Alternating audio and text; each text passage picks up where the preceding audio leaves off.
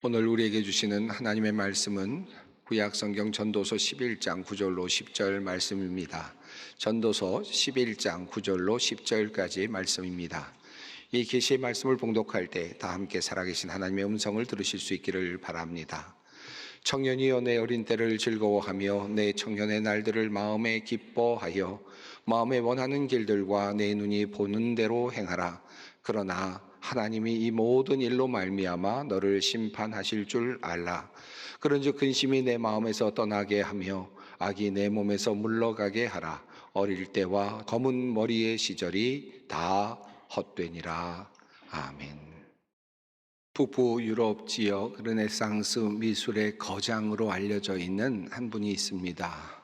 바로 한스 홀바인이라고 하는 분입니다. 그의 작품 중에 대사들이라고 하는 작품이 있습니다. 이것은 초상화인데 1533년에 완성된 그림입니다. 이 작품에는 두 사람의 프랑스 대사들이 나옵니다.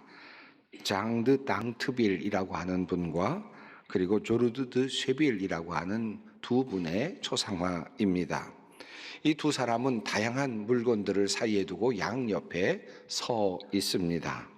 왼쪽에 서 있는 인물이 바로 장드 당트빌입니다. 그의 화려한 옷이 그의 부요함과 지위를 잘 드러내주고 있지요. 손에 잡고 있는 홀에는 그가 29세임을 알려주는 기호가 있습니다. 옆에 서 있는 조르주 드 쉘브는 주교로서의 직책도 가지고 있는 당시로는 존경받는 위치에 있는 사람이었습니다. 그리고 두 사람 사이에는 당시 문명들을 상징하고 있는 많은 기구들 또 그런 물건들이 놓여 있습니다. 그들의 학식과 능력을 자랑하는 물건들도 함께 놓여 있습니다.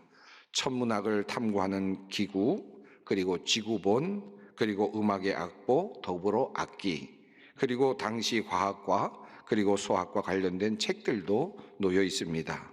그리고 그 중간에 의미심장한 하게 시계가 하나 놓여 있기도 합니다. 디테일이 강한 이 작품 속에 한 가지 비밀이 담겨 있습니다. 바로 두 사람 사이 앞부분에 그려져 있는 무슨 형체인지 알 수 없는 형체, 카펫 부분에 그려져 있는 바로 그것입니다.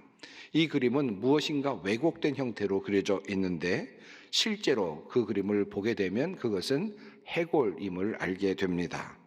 아나모르포시스라고 하는 기법으로 그려진 그림이라고 합니다.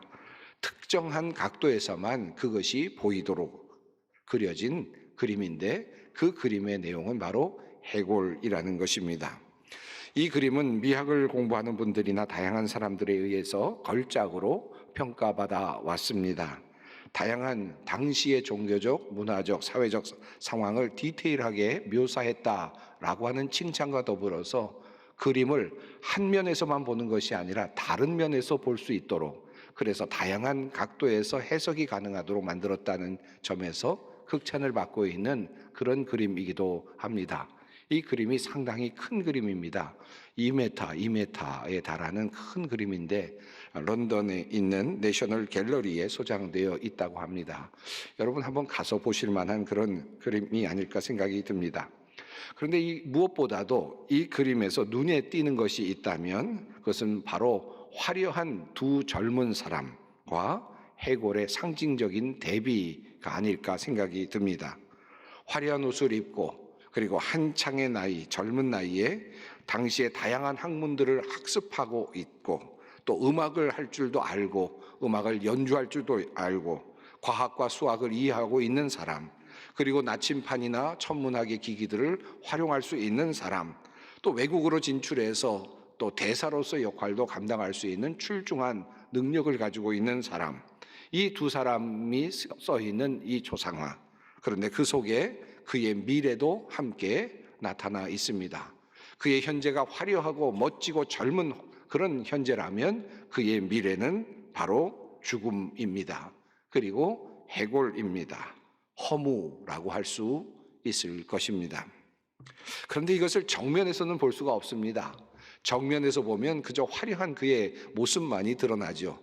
비스듬하게 다른 쪽에서 볼 때만 해골의 모습이 역력하게 드러납니다. 그리고 그의 미래가 보이는 그런 특별한 그림이라고 할 수 있겠습니다. 오늘 본문 속에 나오는 지혜자도 같은 고백을 합니다. 전도자가 이르되 헛되고 헛되며 헛되고 헛되니 모든 것이 헛되도다. 이 고백은 참 유명한 고백이죠. 여러분이 너무나도 잘 알고 계시는 고백입니다. 헛되다는 단어가 5번이나 사용되었습니다. 이 히브리어로 헛되다는 단어는 헤벨입니다. 이 헤벨은 증기 또는 숨 이런 것을 의미하는 단어입니다. 공허함, 덧없음, 헛됨으로 번역이 됩니다. 여기서 5번이나 헛되다라고 말을 한 것은 히브리어의 최상급을 나타내는 문학적 표현이라고 합니다. 전도자는 해 아래서 수고하고 있는 사람의 수고가 헛되고 헛되다라고 그렇게 고백합니다. 그런데 이 헛되다라고 고백하는 이 전도자, 이 지혜자는 누구입니까? 바로 이스라엘의 위대했던 왕 솔로몬입니다. 당시 최고의 지혜자였던 그의 지혜에 대한 소문이 바깥으로 너무 많이 소문이 나서 많은 왕들과 사람들이 그를 찾아왔던 바로 그 사람 솔로몬입니다. 이스라엘의 왕으로서 가장 큰 영예와 부귀와 명예를 얻었던 사람입니다. 풍요 그리고 번영의 중심에 서 있던 바로 그 왕의 마지막 이야기, 그가 얻은 지혜는 바로 헛되다라고 하는 고백입니다. 그가 자신의 삶을 곰곰이 회상해 보니 모든 것이 다 헛되다라고 고백을 하는 것입니다. 다른 사람들은 당신은 지혜가 많이 있으니 참 좋겠습니다라고 그렇게 부러워하지만 정작 그 전도자 솔로몬은 지혜가 많으니 번뇌와 근심도 많습니다라고 그렇게 이야기를 건네는 것입니다. 그는 모든 것들을 다 누려보고 번영도 경험해 보았지만 결국 그 모든 것이 헛되다라는 사실을 알아차린 그런 지혜자였습니다. 어떤 분들은 이렇게 말할지 모르겠습니다. 나도 그 정도 한번 경험하면 헛되다는 말 할 만할 것 같다. 그런데 사실 우리들의 인생을 살면서 우리도 역시 힐끗힐끗 그런 모습들을 발견하곤 하지 않습니까? 점점 나이가 들어가면서 또 주위의 어르신들이 한 분씩 주님께 부르심을 받는 모습을 보면서 나이가 들어가며 여러 질병과 고통 속에서 살아가고 있는 모습을 보면서 위대했던 인물들이 그렇게 참으로 그저 덧없이 쓰러져가는 모습을 보면서 인생이 참으로 헛되다라는 생각을 하곤 합니다. 그럴 때마다 우리 마음속에 드는 생각은 무엇입니까? 이런 인생 잘 살아야 되겠구나. 헛된 인생, 어떻게 인생을 정말 알차게 살까 하는 그런 생각이 들곤 하지 않습니까? 어떤 분들은 이런 생각할지도 모르겠습니다. 헛된 인생이다, 험하다. 그러니 그저 그냥 포기하고 살자, 포기하자, 인생 자체를 포기하자. 아무래도 헛된 세상인데 그렇게 생각하는 분들도 있겠지만 대부분의 사람들은 반대죠.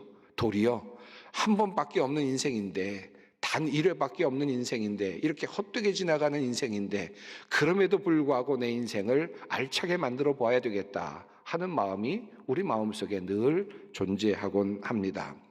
그런 의식을 표현하는 단어가 있습니다. 고대 로마의 시인이었던 호라티우스의 작품 속에 나오는 단어입니다. 표현이죠.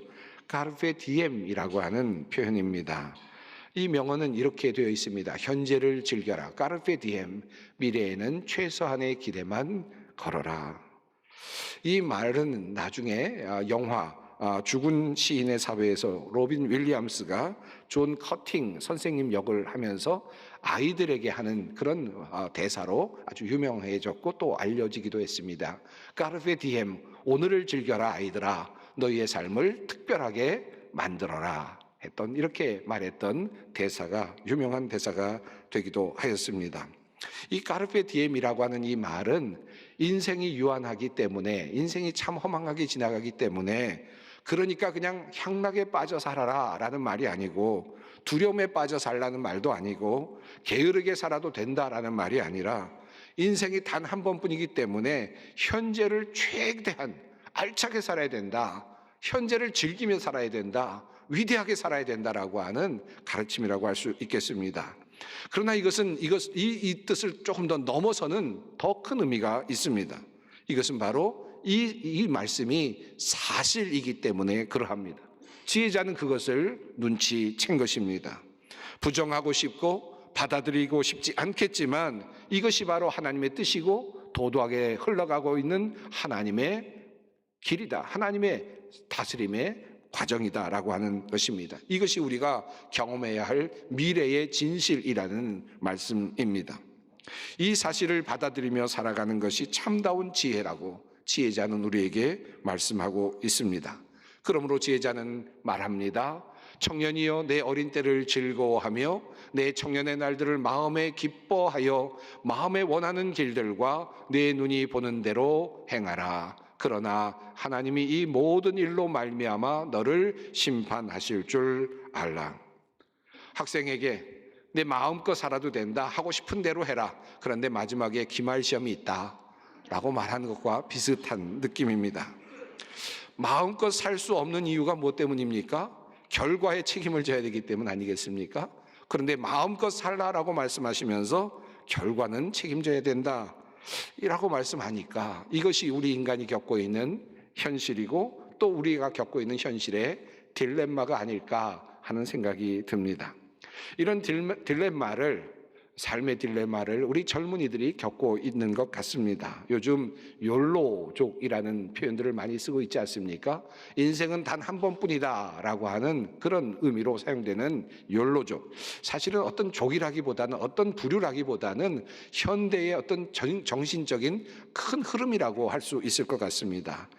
2016년에 옥스퍼드 사전에 신조어로 그렇게 등재될 정도로 아주 유명해진 욜로라고 하는 이 단어는 불확실한 미래를 대비하며 전전긍긍하기보다는 현재의 삶에서 최대한 기쁨을 누리며 살자라고 하는 그런 사람들의 어떤 정신적인 세계라고 할 수 있을 것 같습니다.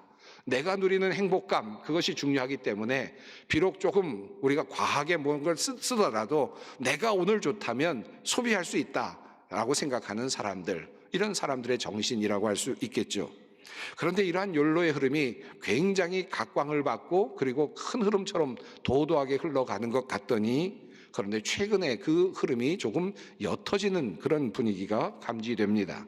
최근에 조사 보고서가 나왔는데 엠브레인 트랜스 모니터라고 하는 기관에서 조사한 내용입니다. 2022년 1월에 전국 19살부터 59살까지 남녀 1000명을 대상으로 조사한 내용입니다. 현재 하고 싶은 것을 하면서 살아야 후회가 없다. 어떻게 생각하느냐? 당신도 그렇게 생각하느냐? 현재 모든 것을 하면서 하고 싶은 것 마음껏 하고 살아야지. 이렇게 하는 이런 말에 동의하느냐라고 물었더니 74%가 동의한다라고 대답을 했습니다. 그러니까 정말 많은 사람들이 나의 행복을 위해서 살고 싶다라고 생각을 하는 거죠. 무엇보다 내 행복을 우선시하려고 한다라고 하는 그 질문에 대해서도 그렇다고 대답한 사람이 74%에 육박하고 있습니다. 자, 그런데 참 흥미롭게도 그러면 당신은 당신이 원하는 대로 그렇게 욜로적으로 살 수 있을 것 같으냐? 마음껏 당신의 행복을 위해서 행복을 우선시하며 살 수 있을 것 같으냐? 라고 물었더니 그렇지 못할 것 같다고 대답을 했습니다. 많은 사람들이 왜 그럴 것 같으냐고 물었더니 대답은 이렇습니다. 노후 준비에 대한 부담감과 불안감 때문에 마음대로 살고는 싶지만 그러나 그렇게 살기는 어렵겠다 라고 생각한 사람들이 62%입니다. 적은 규모의 소득 때문에 왠지 모를 불안감과 두려움 때문에 우리는 그렇게 살지 못하겠다. 내가 원하는 것은 마음껏 사는 것이지만 그렇게 살기가 어렵다라고 그렇게 대답을 하고 있습니다. 욜로의 삶을 즐기고 싶지만 미래에 대한 걱정과 근심이 결국 이런 삶을 가능하지 못하게 만든다라고 하는 말씀이겠습니다. 마음껏 살라라고 말하지만 그러나 실제로는 우리 안에 마음껏 살고 싶지만 그러나 우리의 미래에 대한 걱정 때문에 실제적으로는 우리가 마음껏 살지 못한다는 말씀입니다. 오늘 주님의 말씀을 보면 너희가 마음껏 살아라, 네가 원하는 대로 살아라 라고 말씀하신 다음에 주신 말씀이 그런데 하나님께서 너희를 심판하실 줄 알라. 이 말씀이 우리에게 어떻게 다가옵니까? 근심으로 다가오지 않겠습니까? 하나님께서 나를 심판하신다니 마음대로 살 수가 없겠구나. 마음대로 살라고는 하시지만 마음대로 살기가 어렵겠구나. 그것이 우리에게는 근심이 되겠죠. 마음대로 살다가 나중에 하나님 앞에서 책망을 받으면 어떻게 할까? 이것도 또한 우리의 근심거리가 아닐 수 없습니다. 그러나 이것을 넘어서서 우리에게 원초적인 근심거리가 있습니다. 우리 안에는 늘 근심이 우리를 자극하고 우리를 노리고 우리에게 도전을 해오곤 하죠. 독일의 철학자이자 문학가인 괴테가 쓴 파우스트의 작품 속에 2부 5막에 보면 이 근심이 말을 걸어오는 그런 부분이 있습니다. 이렇게 근심이 말합니다. 내 목소리 귀에는 들리지 않아도 마음속엔 쟁쟁이 울릴 거예요. 온갖 형상으로 바뀌면서 나는 무서운 힘을 발휘한답니다. 오솔길에서나 파도 위에서나 영원히 불안한 길동무이지요. 그리고 근심은 또다시 이렇게 말을 합니다. 누구든 내게 한번 붙잡히면 온 세상이 쓸모없게 되지요. 영원한 어둠이 내리덮어서 해는 뜨지도 지지도 않고 외부의 감각이 완전하다 해도 내부엔 어두움이 자리 잡게 됩니다. 온갖 보화 중 어느 것 하나도 제 것으로 소유할 수 없어요. 행복도 불행도 시름이 되어 풍족한 속에서도 줄이게 되지요. 근심이 하는 말입니다. 근심은 이렇게 강력한 힘을 가지고 있습니다. 이 시대를 살아가는 수많은 사람들 중에도 근심과 걱정거리에 억눌려서 사는 이들이 참 많이 있습니다. 진학에 대한 걱정, 취업에 대한 걱정, 직장 사업에 대한 걱정, 자식에 대한 걱정, 질병에 대한 걱정, 노후에 대한 걱정.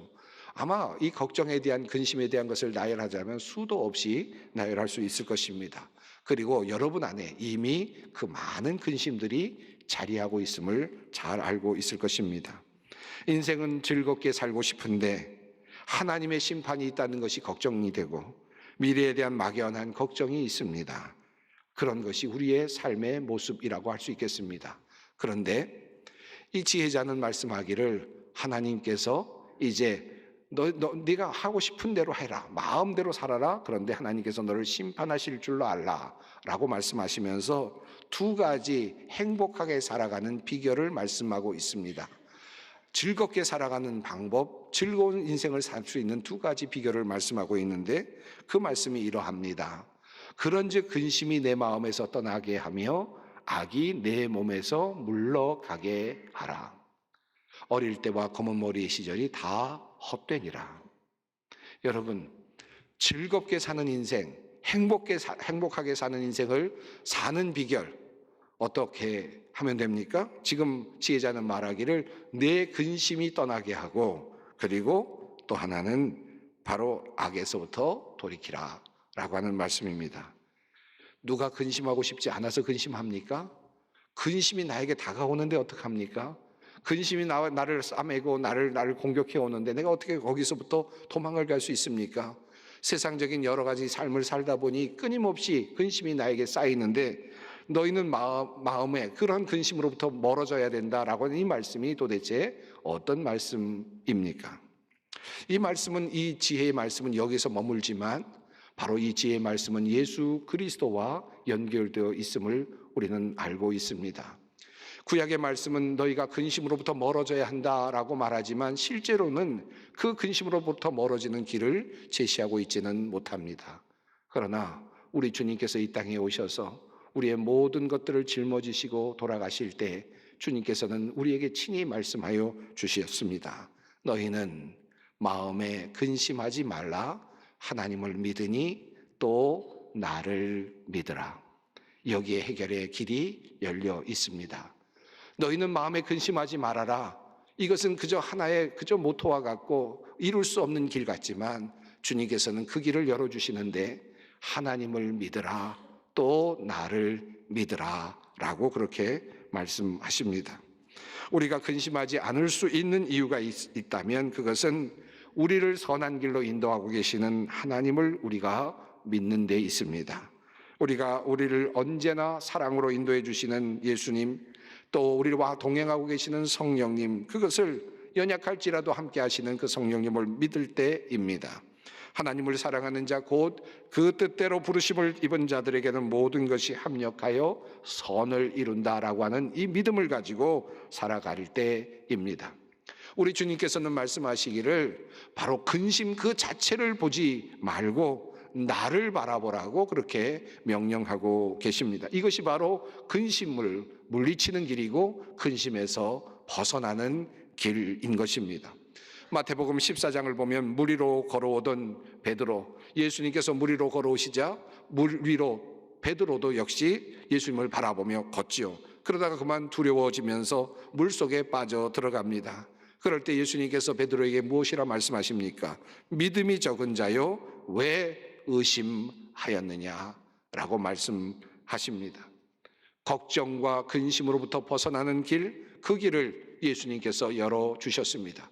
그 근심의 끝에 무엇이 있습니까? 사망의 권세가 놓여 있습니다. 실패에 대한 두려움이 놓여 있습니다. 그런데 주님께서 이 모든 것들을 짊어지시고 우리를 위하여 십자가를 지시고 죽으시고 부활의 능력으로 다시 살아나셨습니다. 바로 이 주님을 믿는 것, 이것이 바로 우리가 두려움으로부터 벗어나는 것이며 근심으로부터 벗어나는 일입니다. 바로 이것을 주님께서 원하고 계십니다. 또 한 가지 10절 말씀 속에 나오는 또 다른 인생을 즐겁게 사는 비결이 있습니다. 악이 내 몸에서 물러가게 하라는 말씀입니다. 그런즉 근심이 내 마음에서 떠나게 하며 악이 내 몸에서 물러가게 하라. 성경은 악이 내 몸에서 물러가게 하라고 그렇게 말씀합니다. 우리가 악을 멀리 해야 하는 이유는 악이 행하는 것이 근심을 유발시키는 원인이 되기 때문입니다. 우리가 무엇인가를 잘못했을 때 그것이 바로 또 다른 근심을 만들어내기 때문입니다. 또한 이것은 심판을 견딜 수 없게 만드는 것이기 때문입니다. 가늠하다 잡혀온 현장에서 잡혀왔던 여인, 예수님께서는 그를 놓아주시면서 말씀하시지 않습니까? 나도 너를 정죄하지 아니하노니 가서 다시는 죄를 범하지 말라. 그가 가늠하다 현장에 붙잡혔지만 예수님께서 그를 놓아주시고 용서해 주십니다. 그러나 그는 자유하게 되었지만 그 자유를 누리려면 다시는 그 죄를 범하지 않아야 합니다. 그것이 그 자유를 누리는 비결이기도 합니다. 사랑하는 성도 여러분, 우리 주님께서는 우리의 인생을 즐겁게 살아가기를 원하고 계시고 또 즐겁게 살아가기를 후원하고 계십니다. 오늘 특별히 4부 예배 시에는 장로 권사 은퇴회식이 있습니다. 이제 나이 들어서 은퇴하시는 그런 시간이지만 그러나 아직도 남은 시간들이 있고 그 남은 시간들은 유일한 시간이며 짧은 시간이지만 소중한 시간이 아닐 수 없습니다. 즐겁게 살라라고 하는 주님의 명령이 우리 앞에 놓여 있습니다. 즐거운 인생을 살기 위해서 우리가 할 수 있는 것은 무엇입니까? 그 모든 걱정과 근심으로부터 벗어나는 일인데 그것은 바로 우리를 위해 죽으신 바로 그리스도를 바라보며 선하신 그분의 계획을 붙잡고 그분만을 바라보며 믿고 살아가는 길입니다. 여러분 삶을 기쁘게 즐겁게 행복하게 살아가시기를 바랍니다. 주님을 믿고 주님을 의지하며 멋지게 마음껏 살아가시기 바랍니다. 그리고 악에서부터 떠나서 늘 주님과 동행하며 주님께서 이루시는 귀한 아름다운 삶을 살아내는 우리 모두가 되기를 간절히 소망합니다. 기도하겠습니다. 사랑의 하나님, 우리에게 참된 자유를 주시기 원하시는 주님의 마음을 오늘 우리가 모두 느끼기를 원합니다. 마음껏 살라고 행복하게 살라고 격려하시는 하나님의 음성 바르게 듣게 하옵소서. 늘 심판을 기억하며 죽음을 기억하며 그러나 그것이 포기나 좌절이나 나태함이 되지 않게 하시고 날마다 더욱 주님께로 나아가는 순례의 행진이 또한 되게 하여 주시옵소서. 예수님의 이름으로 기도드립니다. 아멘.